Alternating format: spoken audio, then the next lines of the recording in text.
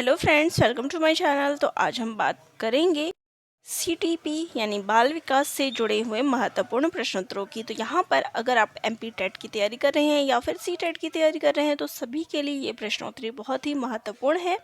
तो चलिए आज के प्रश्नोत्तरी में जुड़ते हैं और जिनको मेरे चैनल पे आप विजिट कर लीजिए, वहाँ आपको सीटीपी से जुड़े हुए और भी प्रश्नोत्तरी मिल जाएंगे, तो उनको ज़रूर देखिएगा। चलिए आज हम सीटीपी से जुड़े हुए और प्रश्नोत्तरी करेंगे। तो देखिए, किसी भी परीक्षा से पहले उसके प्रीवियस ईयर के पेपर को ज़रूर हल कीजिए, क्योंकि जितना अच्छे से आप अगर प्रीवियस ईयर के पेपर को कर लेते हैं तो कुछ ना कुछ प्रश्न उसमें से रिपीट ज़रूर होते हैं। 100% रिपीट नहीं होता है, लेकिन 50% रिपीट होने के चांसेस रहते हैं। तो सभी पीवाईक्यू ज़रूर रट लीजिए। चलिए आज हम एक और पीवाईक्यू करेंगे, प्रश्नों को देख लीजिए। चलिए प्रश्न है, अभिप्रेरणा का वर्गीकरण होता है कम महत्वपूर्ण तथा अधिक महत्वपूर्ण, स्वाभाविक और कृत्रिम, जन्मजात तथा अर्जित, अभिप्रेरणा तथा प्रलोभन। तो राइट आंसर हो जाएगा ऑप्शन नंबर 3, जन्मजात तथा अर्जित। नेक्स्ट क्वेश्चन है, सीखने की प्रक्रिया में सीखने का स्थानांतरण हो सकता है नकारात्मक, सकारात्मक, शून्य या ये सभी। तो ये सभी जो है नकारात्मकता के अंतर्गत आती है। चलिए नेक्स्ट है, निम्नलिखित में से कौन सा मत अंतर्दृष्टि द्वारा सीखने की व्याख्या करता है। तो यहाँ पे पूछा गया है सीखने की अंतर्दृष्टि। देखिए, व्यवहारवाद, मनोविश्लेषणवाद, संबंधवाद या फिर गेस्टाल्टवाद। तो राइट आंसर है ऑप्शन नंबर 4। चलिए नेक्स्ट क्वेश्चन है, किस मनोवैज्ञानिक ने सीखने की सामग्री के रूप में निरर्थक शब्दों का प्रयोग किया। स्किनर, विलियम जेम्स, एम्पिगह या फिर बार्टलेट। तो राइट आंसर है ऑप्शन नंबर 3, एम्पिगह सॉ। नेक्स्ट है, सीखने के नियम दिए गए हैं। स्किनर ने, पावलोव ने, थॉर्नडाइक ने या फिर कोहलर ने। तो जो सीखने का नियम है ये किसने दिया है, ये थॉर्नडाइक ने दिया है। नेक्स्ट है, सीखना है तो सीखना क्या है, अनुभव तथा अभ्यास का परिणाम या फिर व्यवहार में परिवर्तन या फिर व्यवहार में अपेक्षाकृत स्थायी परिवर्तन। तो राइट आंसर ऑप्शन नंबर 4, ये सभी। नेक्स्ट है, शारीरिक वृद्धि और विकास को कहते हैं। तो शारीरिक विकास और वृद्धि को क्या कहेंगे हम, अभिवृद्धि, तत्परता, गतिशीलता या फिर आनुवांशिकता। तो राइट आंसर है अभिवृद्धि। नेक्स्ट क्वेश्चन है, चिंतन संज्ञानात्मक पक्ष में एक मानसिक क्रिया है। यह कथन दिया है गिलफर्ड द्वारा, डीवी द्वारा, क्रूज द्वारा या फिर रॉस द्वारा। तो राइट आंसर है यहाँ पे ऑप्शन नंबर 1, गिलफर्ड द्वारा, रॉस द्वारा जो है ये कथन दिया गया है। चलिए अपने नेक्स्ट क्वेश्चन पे आते हैं। नेक्स्ट क्वेश्चन है, बाल मनोविज्ञान के आधार पर कौन सा कथन सर्वोत्तम है।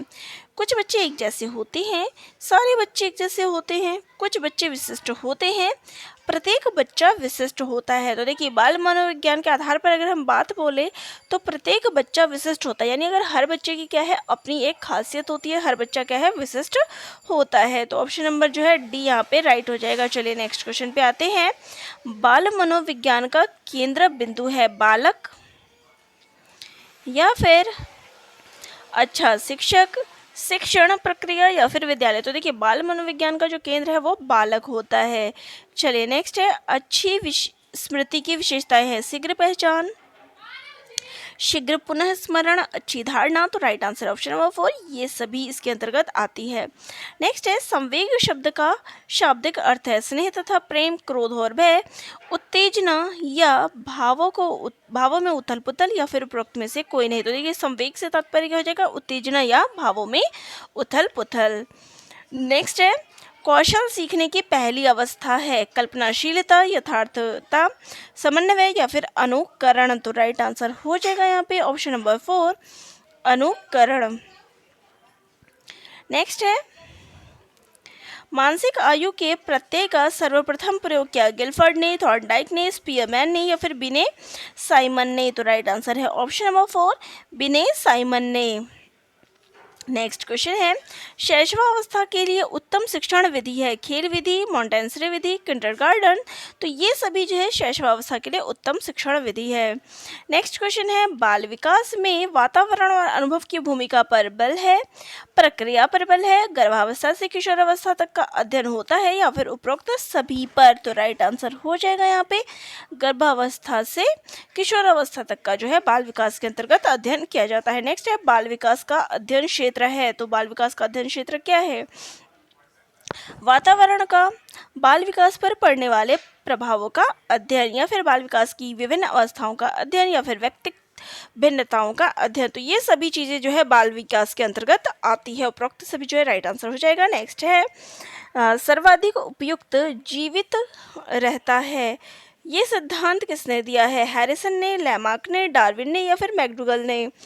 तो राइट आंसर हो जाएगा यहाँ पे ऑप्शन नंबर 3, डार्विन ने।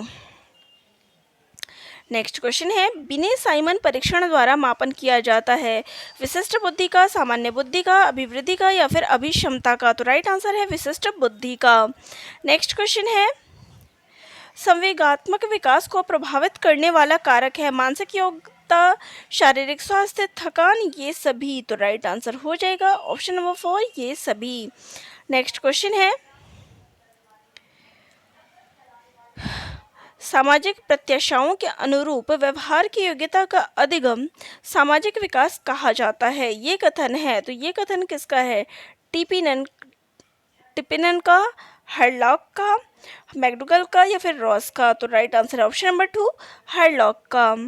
नेक्स्ट है, सीखने का सर्वाधिक उपयुक्त अर्थ है ज्ञानार्जन, कौशल अर्जन, व्यवहार में परिमार्जन, या फिर व्यक्तिक समायोजन। तो राइट आंसर ऑप्शन नंबर 3, व्यवहार में परिमार्जन। नेक्स्ट है, वाणी दोष नहीं है, धीमी या तेज गति से बोलना, ध्वनि परिवर्तन और स्पष्ट उच्चारण, हकलाना और तुतलाना, तीव्र अस्पष्ट वाणी। तो देखिए वाणी यहाँ पे क्या है, वाणी दोष नहीं है, तो धीमी या तेज गति से बोलना ये वाणी दोष के अंतर्गत नहीं आती है। लेकिन अगर ध्वनि परिवर्तन हो रहा है, या कोई शब्द का अस्पष्ट उच्चारण हो रहा है, और हकला रहे हैं, तुतला रहे हैं, या फिर अस्पष्ट वाणी है, तो ये सभी आती है। लेकिन जो धीमी या तेज बोलना नहीं आता है। चलिए नेक्स्ट है, प्राथमिक स्तरों पर मूल्यों की शिक्षा देने को सर्वोत्तम विधि है वो है मूल्यों के पालन न करने पर दंडित करना, मूल्यों के महत्व को बताना, अध्यापक के व्यवहार में मूल्य स्थापन। तो राइट आंसर है ऑप्शन नंबर 4, उपरोक्त सभी। नेक्स्ट है, मूल्यों के वर्गीकरण में सम्मिलित नहीं है येन केन प्रकरण धनार्जन का मूल्य, आध्यात्मिक मूल्य, नैतिक मूल्य, या फिर सांस्कृतिक मूल्य। तो राइट आंसर हो जाएगा यहाँ पे ऑप्शन नंबर 1, येन केन प्रकरण धनार्जन का मूल्य। नेक्स्ट है, व्यक्तित्व के संगठन का स्वरूप है मनोवैज्ञानिक, शारीरिक, सामाजिक आर्थिक, सामाजिक राजनीतिक, या फिर मनोवैज्ञानिक आध्यात्मिक। तो राइट आंसर है व्यक्तित्व के संगठन का स्वरूप पूछा गया, तो राइट आंसर है मनोवैज्ञानिक और शारीरिक। नेक्स्ट है, आत्म केंद्रित व्यक्ति होता है बहिर्मुखी, अंतर्मुखी, उभयमुखी, या फिर सामाजिक निर्भर। तो राइट आंसर है अंतर्मुखी।